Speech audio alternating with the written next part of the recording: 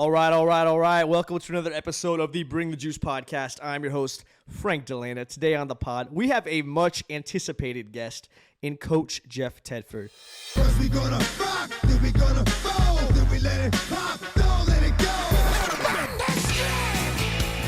Coach, say what's up to Bring the Juice Nation right now. Bring the juice. What's up? Woo! Energy is high. The dogs are in the house. We got a lot of Valley pride, a lot of pride and tradition going on today. It's going to be a good one. Coach, a lot of people refer to you as coach. They know you as a coach, but you were a stud of a player before that. You played for the Dogs, went to the CFL, which eventually led into your coaching career. I just want to know, what's the reason necessarily of which, as a player, you were so successful? What made you wake up in the mornings? What was your why? You know, that's a good question. I think it started early, and I almost want to say it was hereditary because even when I was a little kid and I played Pop Warner, I had this burning desire. I'll never forget the day I was in Pop Warner. I was like 9 or 10 years old, and I was playing quarterback, and somebody made a mistake, and I kicked him in the butt on the field. And kicking ass at a young age. I love it. Yeah. So I come off the field after my brother, who is awesome. He was really my father figure, and he took me through everything. He said, "You can't do that, right? You can't do that." But I just had like a burning desire to be successful, and I was always the little guy. You know, I was always the guy who was underdeveloped. I was always the guy that was a little skinny guy. And so I was really always trying to overachieve, to tell you the truth. And so thankfully for my brother and my coaches, if it wasn't for I grew up in a single parent home, not a lot of direction with school or sports or anything besides my brother. And but he did a great job of leading me through it. And then fortunately I had great coaches and that mentored me through it all. And so just was fortunate to work hard through it all and played at a high level. But how about this? This is one. I was in junior high school. I was playing Pop Warner. I was playing pretty well, tackle football. But I couldn't make my flag football team at my junior high school. Couldn't do both? I didn't make it. I got cut. Okay. I went out to tryouts. I went out to tryouts. The disrespect. And you walk up to the locker room and you're looking for your name on the sheet and your name's not up there. Right? So I couldn't make my flag football team at that time in junior high school, but I was playing Pop Warner. But so anyway, went into high school and had a great coaching staff and great teammates, and we really played at a high level. Very, very good team. We were undefeated, I think, as freshmen, and humble brag. I mean, as a team, I'm talking about a team. I know. I'm talking about as a team, we were really good as a freshman, and it kind of went all the way through. And as a senior, we were 11-1, and lost in the final round, stuff like that, the playoffs. So I was really fortunate not only great coaches but great teammates. Right. And it was always a bond that made it all worthwhile. Right. I mean, we always had a bond. And, but after high school, I didn't have the grades. I was small, even though I played in the Shrine game and John Elway was a quarterback on the other side. And I was a quarterback he was a starter of the North and I was a starter on the South. Wow. We played it in the Rose Bowl, big time game, all that. I had nothing. So I went to a junior college, which I was totally proud of because I had this coach as a freshman. He was a varsity coach. And I was wandering around the blacktop one day after school as a little skinny freshman kid. And I didn't know what I was going to do. I could have went over and got in trouble, which I probably would have done had he not called me up into his office. But he saw me wandering around out there on the blacktop. And he called me up into his office. And we sat there and we talked for about an hour. And when I left his office, I knew I wanted to be a coach. I knew I wanted to be in football. I wanted to be like him. Well, after that, he left to go to the junior college. So when I didn't get anything out of high school, I went to play for him at the junior college, and I was proud of that. Right. Like the program for the Shrine game had all these guys going to Oklahoma, USC, Notre Dame, blah, blah, blah. Mine said Cerritos College. And the ones that didn't go somewhere, it said undecided. I was not going to put undecided. I put Cerritos College. That's how much respect and admiration I had for what he did for me. Right. You know, and then it just went from there. You know, played for him, came here, played for Coach Sweeney, who I learned a ton from. Yeah. It's just like thankfully my personality and my drive fit with the coaches for whatever reason that wherever I went to play. Right. And Coach Sweeney obviously was a bulldog through and through. Absolutely. And so I was really fortunate to land here. And and then after that, played here with a lot of great teammates. We had a really successful career here. And then went to play in the CFL for a little while. Once you started your coaching career, and you've coached a lot of football games at this point, you know, you talk about being great. You talk about being disciplined. You talk about what helps a team win. What is one trait you think that all the great teams that you've coached have in common? I think camaraderie. You know, when you look at it, it's that sweat equity that you put into it together. Right. In the hard work. Yeah. If you can find a group of guys that have a common goal and you work together with it, I think you're really hard to beat. You know, and trust and confidence is one of the biggest things coming from a coaching staff to players. To establish that is one of the big things. But all the successful teams I've ever been on, which really I think pretty much have been always, right, as a player and a coach most of the time, we had a great group of guys. Yeah. You know, we played together, we cared for each other, but the camaraderie that we had through hard work, you know, for instance, I don't know if you know this, but in 1982 we had a great season. We were 11-1. I remember. And the only game we lost that year was we lost to Nevada, and it was on the road, and we were driving there, busing there, and we were supposed to meet the coaches' wives for lunch somewhere in between. Now, as players, we don't know that, right? Yeah, We're just on the bus. We have no idea. And so we go to Reno. We're out there for our walkthrough the day before on Friday, and someone comes out of the field house and calls Coach Sweeney over, and he comes back crying to us, right? I need you guys to go to the hotel. I need you to just relax. Something terrible's happened. Well, the wives were in a car, 6 of them, and they got T-boned in Fresno by an armored truck. And so why we played the game the next day, I have no idea, because the coaches flew home, and we continued to play the game. We lost the game. But the next week, Frank, we had volunteer coaches. Wow. And we were going on the road to play San Jose, who was our rival. Valley game. Yeah. And we went there and we won. We didn't lose another game all year. It's crazy. We got into the California Bowl and we were down 28-7 in the fourth quarter and came back and won 29-28. The only reason I bring those things up is because of the camaraderie of our team. Mm-hmm. We were not going to be denied. Right. We had put in so much work, believed in each other, spent a lot of time away from the field.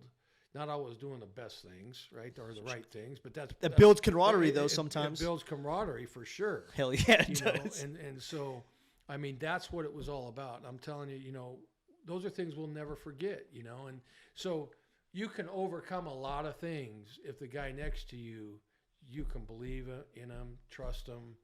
You know he can believe in you. You got their backs, the whole bit. So I think that's the biggest deal of a team that can have great camaraderie, which turns into leadership of a not be denied attitude. Wow. You know, I couldn't agree more. And I would say, you know, you came into a situation, from my perspective, I'm talking personal now for me, where we were 1-11 when you got hired. And there was a lot of guys from that same 1-11 team that were on that 10-4 team and that 12-2 team. And I think as we were doing training, I mean, I just had a wedding 2 weeks ago with a lot of those guys. We didn't talk about necessarily the losses. We didn't necessarily talk about the wins. And there were some good ones and some bad ones. But you talk about the camaraderie things. You talk about the summer workouts, the winter ball, the competitions before the spring ball. You talk about the hard days, the locker room stories, things like that. And I think when you don't have a clique of a locker room, when everyone can get when you could have guy A and guy B and guy C all go to lunch together, even though they're not friends, they're in different position groups, they don't have the same major, they come from different states, all that walks of life, and they can still get along because they respect each other and they want to win. I think that's when you got something special. And it makes me think too, because I think we had some of that camaraderie in our losing years, but when you got hired as a coach, knowing that we were 1-11, did you have any hope that we would eventually become what we became? Do you have any sight of our camaraderie? Because I feel like we had those leaders who we had to have that struggle before we succeeded. I had no doubt about it because I didn't look backwards. Can't. You can't look backwards. And I didn't come in with, this is a 1-11 team. Right. I never even thought about that. Yeah. Same thing happened at Cal when we were there before. It was a 1-11 team, and we flipped that because of the leadership. We weren't going backwards. It was just about building trust and confidence and a great team. Right. Right. And the foundation was there. Yeah. It wasn't that the foundation wasn't there. You guys worked hard. You had great attitude. You were driven. Sure. You had something to prove. You had a chip on your shoulder because it's hard to go 1-11. It's very hard. The hard part about it is it affects everything about your life. You don't want to go to class because you're embarrassed, blah, blah, blah, blah, blah, right? It's just nothing good about it, really. And so didn't even think about the previous record. Right. That wasn't even on my mind. It was just about who are these guys? Right. How do we get them to play together? How do we fill our weaknesses and make them strengths? And, it was, and we put together a great coaching staff that could do it, of great people. And then it was you guys who did it. It wasn't, we kind of led you in that way, but you guys were the ones that were busting ass. You guys were the ones doing all those early workouts. You guys were the ones freaking competing every day. Right. And so you guys did all the work. We just kind of laid the groundwork for you. You've been in this scenario between both your experience. I mean, you're the winningest coach at Cal. People forget that a lot of the times. But you came into a similar situation at Cal where they weren't winning games. You came into Fresno where we weren't winning games. And that's that. But being on also to the point where we've had such success at Fresno and Cal under your reign as well, what is it that makes the game of football so special just to the young man? Because for me, now that it's over for me, I'm so grateful for the principles it's taught me, the character that it's developed me into, the structure that it's given me to wake up early and attack the day.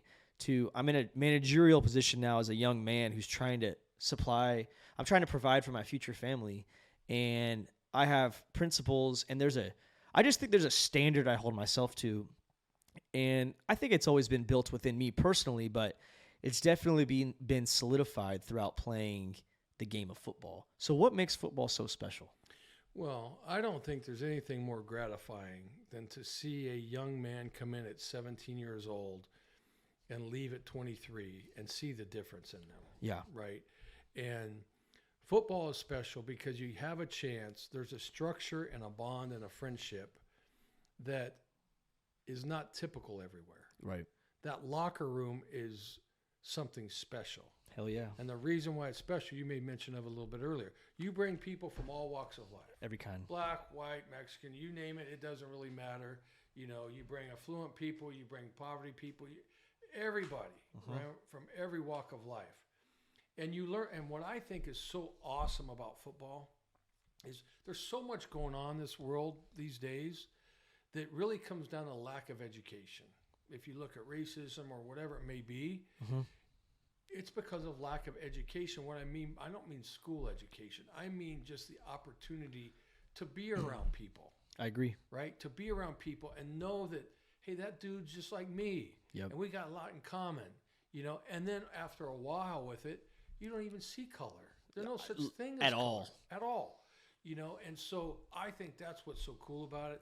All the things that you mentioned about what you learn, hard work, discipline, sacrifice, adversity, all these things that not everyone has an opportunity to experience and work through together in the structure that we have.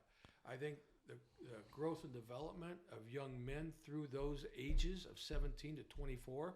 Right. That's a tough time of life.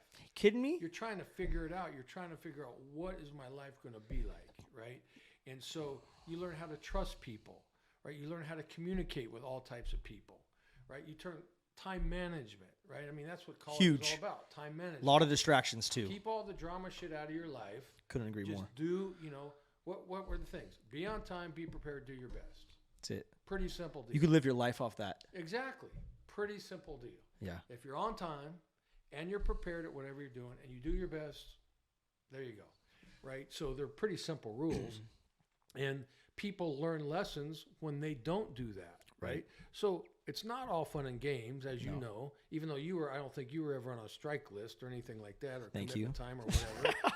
but there's a lot of discipline that has to go along with it. There's an or else factor. There's consequences, right? And so they learn consequences too. Yes. So there's so many values and lessons that are learned from being a part of a football team, and which I think makes you a very, very valuable commodity when you go out into the real world and now people are hiring you because you have experienced all those things, because not everyone is fortunate enough to do that, right? Correct. And so we haven't even talked about making a first down or 3rd and 5 or what that feels Don't like. want to. I mean, what the exhilaration of fans are and stuff like that, right? We didn't even talk about it. It's all the other things that go along with it. And I will tell you that, and my wife could tell you this, that when I finally finished playing football, because you become acclimated and your body chemistry becomes, every season at this time of year, you get this feeling. Like, I know. Even when I was a kid playing Pop Warner, every August I got this little feel like, something's got to go here, right? So you get used to that through your life. And then my wife will tell you, when I finally ended football and it came around to that next August or whatever the month was, I was emotional. I cried. And my wife was like, what's going on with you? I'm like, I don't really know.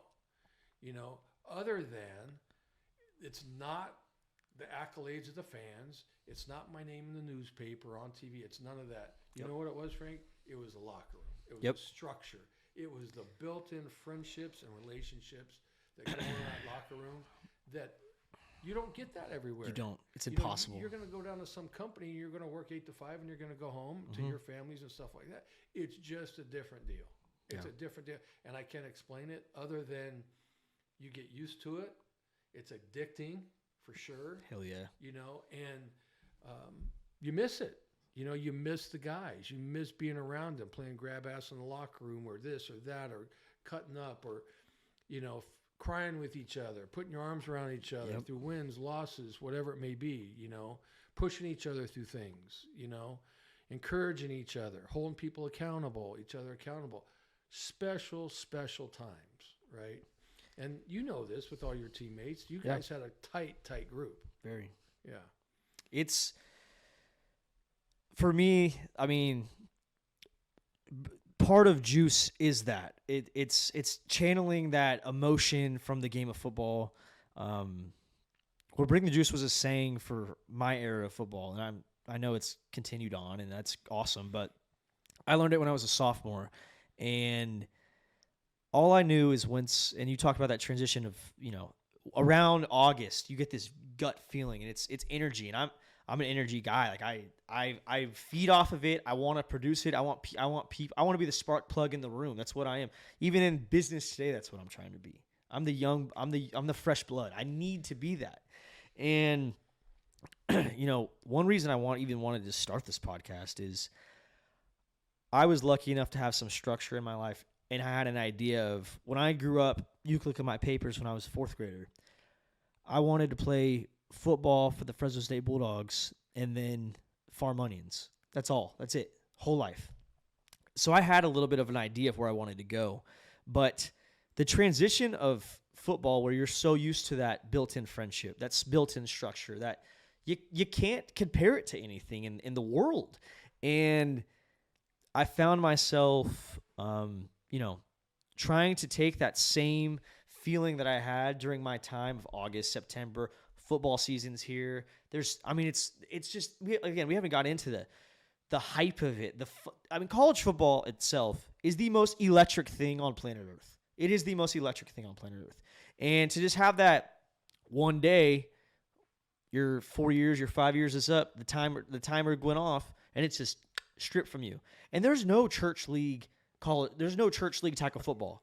You can't go to your local rec center and play a little pickup tackle football game, especially at the level that, Division I level. If you played high school, maybe you're okay with playing a quick little flag football league. Yeah. I've tried it. Yeah. I can't do it. Right. I feel bad. I'm running my slant routes 3 steps and sharpened. It just doesn't relate like how it is, and you can't compare it. But the transition from going from that just relentless, hungry, young, vibing off each other, bought into the locker room camaraderie to it's over one day. Here's the real world. Go try to make some money.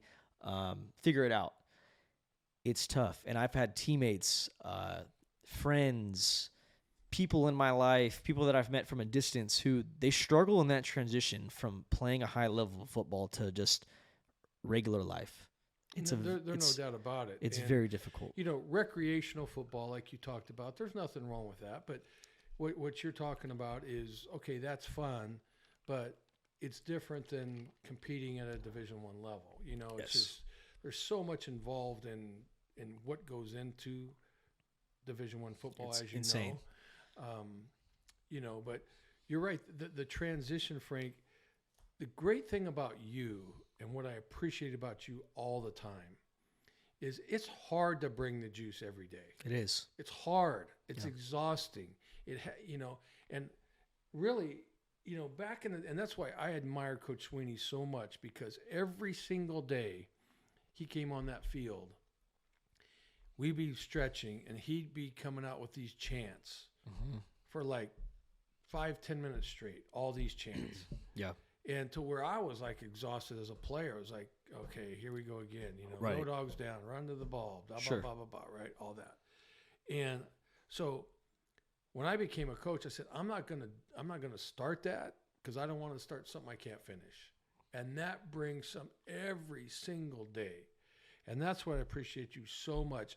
Every single day you brought the legitimate juice. I appreciate that. And when you talk about role playing on a team that everybody has a job, right? Your juice that you brought every day was contagious, right? Your emotional energy was contagious. Your work ethic was contagious.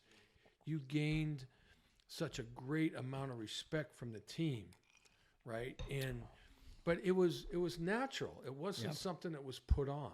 No. I mean, it was natural. It was normal, and I'm telling you, it made a difference. And you may not even know that it made a difference. But as a coach, me standing back watching, it made a huge difference because it got us kicked off on the right foot. Right. And sometimes you need people to help every day because it's hard to be that guy every single day. But you were that guy every single day, and that's not easy to do. I've always said, it's hard. It's hard. I've had a lot of people on this podcast now, and I tell people, own your role. And,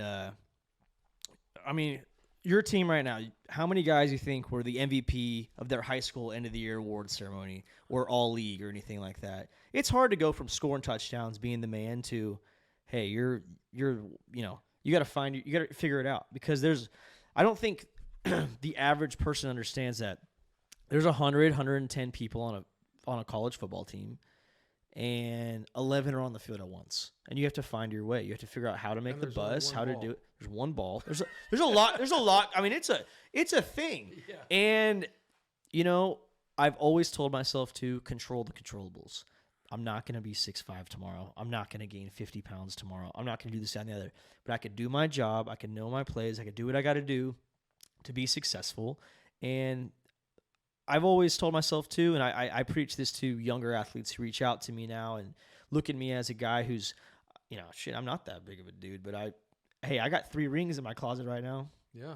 Not a lot of people do. Yeah. And I always knew that because of, the way I wanted to carry myself, I wasn't going to let people not respect me. And I still hold that to this day, and I appreciate your kind words, Coach. And and we talked about this, Frank, and the team we talked about. And there's one thing you can control. You can control your attitude. Absolutely. Right? And the other great thing about you, in a long list of many, is you would always come in. You never had a negative attitude if something didn't go quite right. Right. You would come in and sit down and talk about it. How do I get better? Sure. How do I improve? How do I get on the field? Mm-hmm. Can I be on this team? Can I be on that team? Right. You didn't sit around and sulk, and you weren't that guy in the locker room that was a locker room lawyer dividing the locker room. I'm getting screwed. I should be on this team. I should be doing this. I should be doing that. Right. So when you talk about role playing, right, you play your role. Mm-hmm. That role of just being a teammate, a good teammate, is critical to a team's success. Absolutely. You asked me earlier what makes a team great. Yeah. People like you. People like you who are team first players, right? Who are willing to communicate. They are happy for their teammates' success. Right. Yes, they want to be a part of it. They Of want course. to play a role. No question. But instead of bitching about it, you come in, you ask the question, what can I do? Yeah. You and I had a lot of conversations. Good ones. Good ones. Great ones. Yeah. Why are there palm trees on the corner? Hey. Hey, I honestly, inside joke, but I don't want to get off track. Right. But yeah, no. So I mean, those times where, you came in not abrasively or let's communicate. bad attitude or anything. Coach, what do I want to do? What can I do to get this or be a part of this or help the team Sure. in any way? It was never even a selfish. It was not motivated by self-fulfillment or anything like that. It was always motivated by wanting to be a part of something special. Correct. And that was real. That Yeah. was totally real. And we couldn't have done it without you. We couldn't have, because your role was awesome. You did some stuff on the field, but I'll tell you what, we could not have been successful without you. I appreciate that, Coach. I really do. I mean, and, again, I feel old now saying that. I get reached out to by younger athletes just trying to say, what can I do to succeed? And I just say, I tell them things that I did with you. And I say, it's special to have a good coach in your life. And I'm fortunate enough to have had you. And, my video guys are here today and they're saying, who's Coach Jeff Tedford? And I'm saying, he's a lot of things. I could have went on with 50 bullet points of all your accolades, the people you've coached, the championships, all the great stuff. And I finished it with saying he's one of my football coaches and one of my mentors and people that I've idolized in my life. And we talk about it. 17 to 22, 23-year-old kids. It's a very vulnerable time in your life. And I think one reason I respected you so much as well is because you said you preached it in the sense of we're trying to develop good young men here. And when football does come to an end, you made sure that those same principles that you taught us, those same Friday night talks about our friends from the program and things like that, Right. It's all relevant still to what I do in my life today. It's relevant to this teammate and that teammate and this teammate. And, I guess my next question would be, what would you say is the one trait that you've coached guys from Aaron Rodgers to Marshawn Lynch to Marcus McMaryion to me to freaking whoever knows. But after football, after sports are done, or even maybe when they're in a professional role, what's the one trait that, the successful ones all have in common? Because there's guys, I have friends who I'm rooting for them. Mm-hmm. They always have a place to stay. If they ever needed help with work, I would call this guy and the other if I had a link with something that they wanted to do. But the successful ones after ball, because that's where it gets tough for the average person. Yeah, you got Aaron Rodgers. Yeah, he might win a Super Bowl this year. You got Marshawn. He just bought a soccer team and all that. There's a lot of guys who they don't make it to that point. What are the successful ones all got in common? Yeah, that's an interesting question because there's a lot more than one. Things of competitiveness, is one thing that I think helps get them to that point. Right. But I think perseverance probably. People that believe in themselves and they can fight through the tough times and believe in what they're doing, which is a whole nother category in itself, because I've seen so many young men over the time, through my time of coaching, that, like you said, from the 17 to 23, they hit a gap in there. Yeah. And it's like they can't find themselves. What's going on? I've seen a lot of different answers to success, not just football success. I'm talking about life success. Right. Right. Some of it's religion. Some of it's perseverance through hard times. Some of it's family. Some of it's a wife. But we talked about growth and development, and to build young men, to try to instill the values of being a good father, a good husband, those type of things. That this is much bigger than football, right? Football is going to be over one day, right? And how are we going to take the values that we learn on a day-to-day basis and carry that on into life, right? And so I think there's probably a lot of different things that you could say attribute to being successful. Of course. But I think perseverance and self-belief, and fighting through adversity. Right. Because there's so many guys who fight through. A lot of guys, even don't think that Aaron Rodgers never had any adversity. No. They all have adversity on some level. Yeah. Right? Don't think Marshawn Lynch never had any adversity. Right. But he fought through it. And the other thing I think is surrounding yourself with good people. Yeah. If you surround yourself with good people, you have a lot better chance of being successful, of your, being honest, having integrity. You take that road, that's the best road to take all the time, because not everything is going to work out great. There's going to be setbacks, right? And you treat those setbacks as temporary. You move on. You move on to the next thing. And so having integrity is a huge part of keeping the drama out of your life and having confidence in yourself, which I think sports does a lot of, right? Sure. Obviously, if you can make it through a college football program for 4 or 5 years, you've accomplished a lot. Hell yeah. You have accomplished a lot. And I'm not sure how many people really understand what goes into the day-to-day, and it's even more strenuous now. Yeah. What goes into it day to day to get it done? Up there at 5:45 in the morning, every single morning, grinding hard. People ask me, "Well, what do you do in the off season?" Right? Like, you guys take vacation or whatever. It's like, well, no, this is kind of an all year round. It's kind of a gig. Yeah. There's no question. And I'm just sitting in my office coaching. What you guys are the ones down in the weight room, running around and jumping and lifting, and then going to class, and then going to study hall, and then taking your finals, and then doing other things in the community or whatever it may be. Right.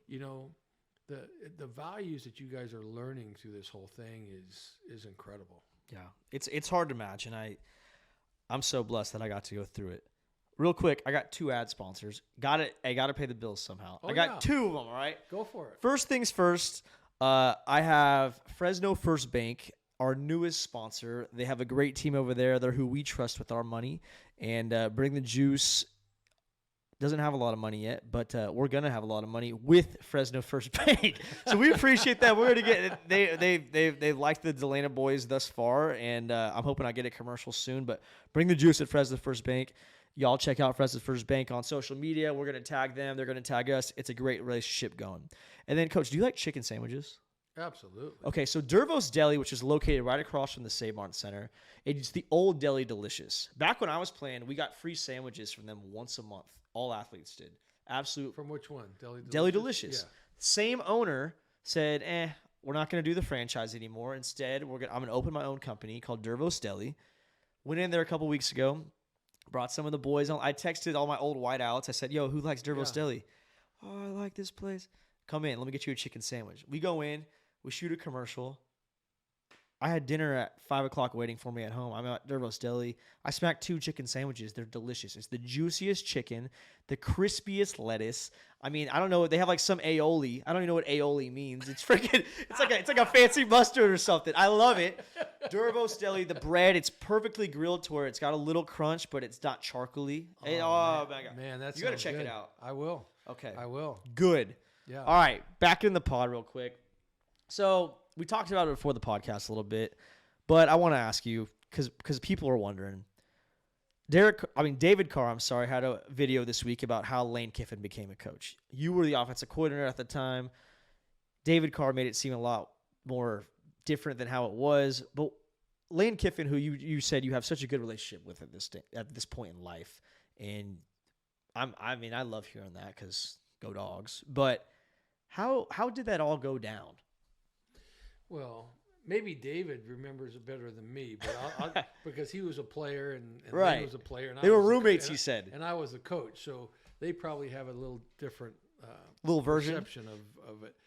But what I recruited Lane. It kind of went through Lane's dad. Monty is an NFL coach, great NFL coach, defensive coordinator. Really the inventor of Tampa 2 coverage and all that stuff. I mean. Guy is phenomenal coach and great person. And he was a good friend of Coach Sweeney's. Okay. And so Coach Sweeney came in and said, I have a quarterback you need to look at, and it was Lane. He was in Minnesota at the time. And so we recruited Lane, brought him here, and so he competed like everyone else did. Just kind of got stacked in the depth chart behind like Billy Volek and David Carr and stuff like that. So never really got an opportunity to play all that much. This is way before the portal days or anything like that goes on that you're going to jump. So, but he was a real student of the game. You could tell his mind was in it. He was dedicated to the game. And so it was just like the last year that he really wasn't going to get on the field. I just said, hey, Lane, you're going to coach. Yeah. So why don't you just come in and be my GA, and you can help me with game plans, and we can kind of do that thing. So he did. He was in that office every day. I had to kick him out of the office every day. Wow. It's like he talked so much. I would bust his butt all the time. Like, would you please just shut up, and so I can get some work done. But that's how he was. He's really inquisitive about things, and not just inquisitive, but opinionated. Uh-huh. So it wasn't like he was just memorizing things. He was putting together concepts and trying to understand the reasons why and all that kind of stuff. And then, so that's how he became a coach. Now, the day he walked out in coaching gear instead of a uniform, I don't remember that. maybe that's the day David remembers. I'm not sure. But yeah, it was great. I mean, he did a really good job. I'm really proud of Lane, how he's ascended through the profession. He's moved up really quick, and I'm really proud of how he's matured over time. He's been through a lot of really kind of difficult situations, as a young coach. Along with success comes, when you're young and you're successful and you're moving up the ladder and you're at a big time level like that, and you're in the spotlight and you're being criticized or you're being kind of evaluated all the time. And there's a lot of people's opinions, especially in the day and age of social media. Yeah. Sometimes it's hard to handle, hard to deal with. And I think Lane's in a really, really good place right now. Really kind of proud of who he is as a person right now. And, so we just talked this week, actually a couple times. And so I'm proud of where he's at right now.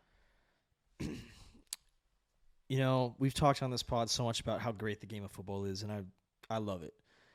And it makes me think now, I know in your first era at Fresno State, we've had such great memories, and it ended. First era or third era? Is it like the fifth era now or something like that?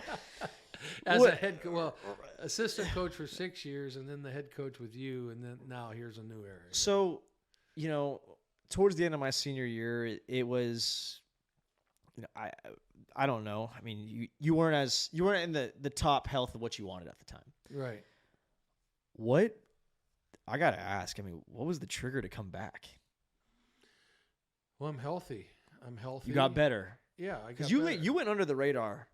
Oh man, I was in bad shape. Yeah. I'm in bad shape, and I feel bad for you guys. I really sincerely, you know what I feel bad about? You guys probably don't know it. Maybe you recognize it at the time. But at our banquet, remember at our banquet, we had just lost to San Jose. And I remember that part. And you know what else I remember? I remember we were walking away from San Jose, and I ran into you as we were walking next by each other. I don't know if you remember that. But I was going to get my car. And at that time, I knew that it was probably over, that I needed to take care of some of my health issues, because 4 weeks left in the season, I had to go to the hospital and get put under and get shocked by those shock things and stuff like that. So 4 weeks ago in the season, I was just struggling. I was just trying to make it through. Yeah. And made it fine, but I felt like I let you guys down because we didn't finish as strong as we should have. And so I took a lot of responsibility for that. But at that banquet, I didn't feel like I gave you guys the send-off. We were all bummed because we lost a game. We had two great seasons. It's hard to have a banquet the night after you just lost to San Jose State, especially. Right? Yeah. So it's kind of hard to be up about that. But it's my job to bring the positives out of that. A little bit of juice. A little bit of juice. And I brought zero juice. I brought zero juice to that banquet because I was just trying to get through it. And when I look back at it, I think, I didn't give those guys a send-off they deserve. Like you. It's your senior year, and lost touch with you a little bit. You were one of my favorite guys ever. And then we hadn't talked for a long time. I knew you were going off to do your Olympic thing. You had the Olympic. You knew about that. Yeah, I knew about that. You kept me in touch with that. But no, I was not in a good spot at that time. Yeah. And, I think when you have health issues and you're on certain medication, it probably warps your sense of absolutely your mind, a sense of, where's your motivation? What are you doing? And to tell you the truth, Frank, I probably could have had my procedure done and hung on to the program, but I did not want to do that to the program because I didn't know how I was going to recover. Right. I knew I was going to have a procedure in January, right, to get my heart thing fixed. But I had no idea how it was going to recover from then, and I didn't want to put the program in a position of, hey, 6 months from now, they're going to have to go out and find a coach because I don't recover well.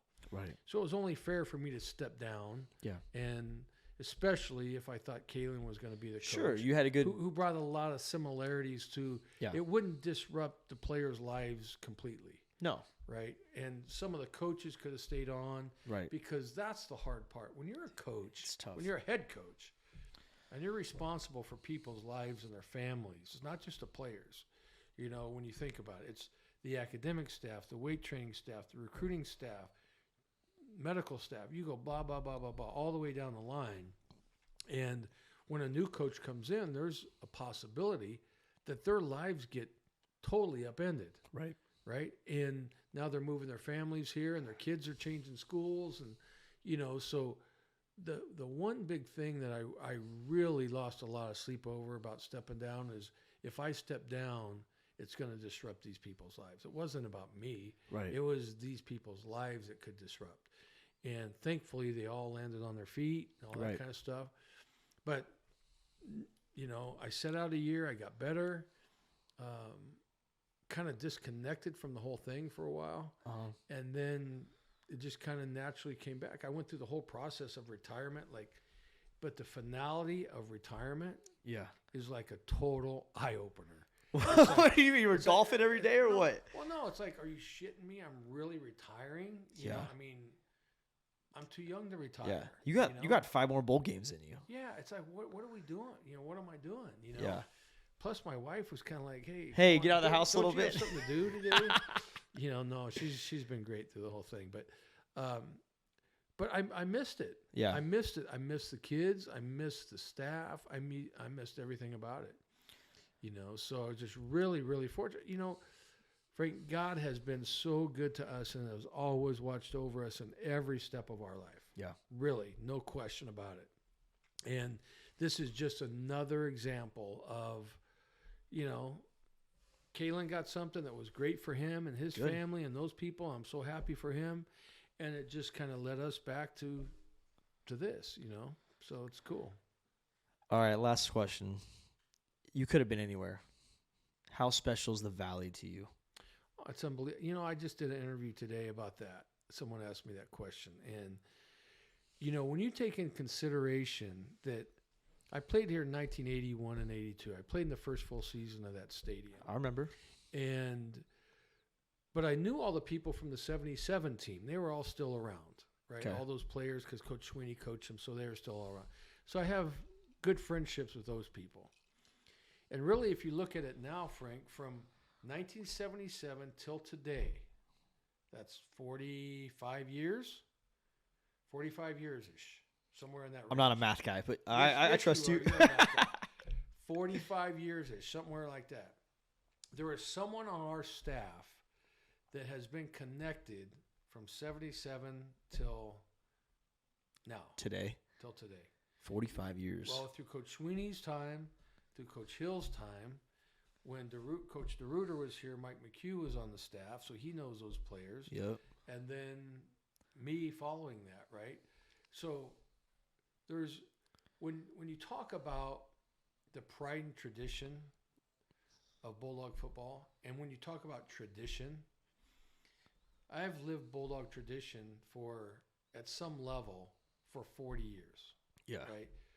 It's not just the football program, not just the university. It's the people in this town, the community that is so special. I can't tell you, I'll walk into a Costco or something, right, and someone will come up and say, hey, I saw your game, you know, I saw your Cow Bowl in 1982 or whatever. I'm like, man, okay, you're as old as I am. That's a long time ago.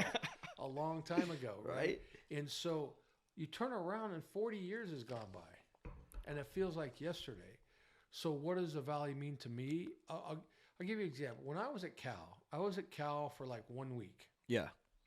And I went to do this town hall meeting, right, when I first got there, to meet and greet and all that kind of stuff. Sure. And somebody raised their hand and said, hey, do you bleed blue and gold? I'm like, really? No, I don't. I've been here a week. You said it? Absolutely. Yeah. I mean, really? I've been here a week. You're real. Do I bleed blue and gold? No. No. Will it happen at some point? Yes. Probably. But I've been here a week, so no. The answer is no to that. Well, I can say for 100% sure that when I came back I have a lot of sweat equity in this place. Hell yeah. A lot. Hell yeah. I got scars under my chin. I got broken ribs. I got a lot of scars from this place. Not to mention the memories of all the special times with my teammates, the players we've coached, the coaches we've coached with. Right. And the people that have been involved in this program from many, many years ago. The Harry Gakians of the world, who, when I was a player way back then, he was instrumental in helping this place get going when Bulldog Stadium got built. All of that, right? Right. So when you talk about tradition, Yeah. it's not just something that's like a figment of my imagination. It's something that we lived. Right. Right? And so legitimately care about the place and what the Valley is. I love the Valley. I love Fresno. I think Fresno is awesome. Right. Right? And so and because it's the people. It's really the people that make this place so special. You know, these people are so down to earth. They're such awesome people, and you know, it's been awesome. I wouldn't trade it for anything. It's definitely played a giant part in my family's life as well. And we're in the farming community, we have a green V on our helmets, and it's fun having on former Fresno State players that have gone to the NFL or other ventures of life, and they play with players who played against us, and they're like, I know about the green V. And, you know, I know that's kind of, it's in the terms of Fresno State history, it's actually a pretty recently new thing in the grand scheme of things. Right. But, that green V, for me at least, it's so special. It is who the people are here. The Fresno State football team throughout history has been known for being gritty, and big dogs don't want to play against them because they don't know what might happen. Right. And I think the people of Fresno and the Valley are they're blue collared. They are the farmers. They are the farm workers. They're not afraid to get their hands dirty. No question. And you couldn't have a football team that is a better example or better representation of the people that come to those games. No I mean, to the point where literally, I've been on a couple other podcasts and they've asked me about my importance to the Valley. When I was sliding in Park City at an Olympic facility every day, I made sure I had a custom Valley V suit made, and everyone's like, what the hell is this? I'm like, this is where I'm from, man. This is what I'm about. Yeah. And, you obviously got my brother now, and I got a youngest brother, and we love Fresno State. And like I say this as, I can think of myself, me and Kyle Rittering, who you know very well, and George Helmuth, who you know very well. There's a lot of guys who we want to represent the Valley V outside of wearing a Bulldog football helmet, because you need those people to represent it. And there's so many people here, and Coach, you couldn't have a better person in the job besides you. So we're blessed, and I'm blessed to have you as a man on my podcast, a mentor, and a friend. Well, I really appreciate that, and you're absolutely right. We talked probably earlier about Coach Sweeney being the godfather of this program, right? And in this era, and which is true. Yeah. Right. I mean, he's affected a lot of people's lives, right? Yeah. There's a lot of disciples from Coach Sweeney, but Coach Hill is the one who I truly believe made a huge impact on this place with the Green V. Yeah. Who did a great job of recognizing what that meant to our program. And so, I give him a lot of credit for that Green V. Pat Hill is a Bulldog through and through. I love what he brought to this place. He deserves a lot of credit for this. Coach Sweeney and Coach Hill deserve all the credit, really, in my opinion, for how this place has grown, how it's developed, what we stand for. So I'm just kind of on their coattails, just kind of riding along, seeing what I can do. You know how cattle get branded? With a hot iron. Would you ever get the Valley V branded on you? No. Because I will. Huh? I'm going to do it. You're going to do it? Will you do it with me? Coach Hill said he's on board. My brother's going to do it. If my youngest brother also gets to play here, he's going to, all three of us. I feel bad doing it because I don't play right now. It'd be badass if I did it while I played. We better have a couple more drinks before we But before we commit to that. But you might be in. It's not a no. It's not a no. Okay, that's all I needed to hear. How big's the brand? We'll have to figure that out. Inch by inch, something just to have. Yeah. All right. Right on your butt cheek. Is that where it's I gonna kind of want to happen? go like back of the arm, so like when I wear my cutoffs, people can see it still. I love it, Coach. I gotta wrap it up. All right, Frankie. You got anything you want to say to Bring the Juice Nation? Hey, man, you're doing an awesome job. I appreciate you. I love you. Hey, the juice is real. The juice is real. You are real. You are legit. And I'm telling you, we couldn't have done it without you. I love all the Bulldog fans, all the Valley people. I think this is a great thing that you're doing. And I appreciate everyone's support and what they do for our program, what they do for the Valley. It's an awesome place. Go Dogs. Go Dogs. Wake up this week, y'all. Get your piss hot. Bring the juice. Get fired up. Make sure to tune into the Dogs this week. Get your season tickets. Get fired. Hey, get there. When we run down the ramp, I want that place going ape shit. I want it going absolutely insane. It is the most electric feeling in the world when the Bulldogs run out onto the field, led by Coach Tedford himself. Coach, love you. And y'all this week, let's bring the juice, baby. Appreciate you, man. Woo-hoo-hoo! First we gonna rock.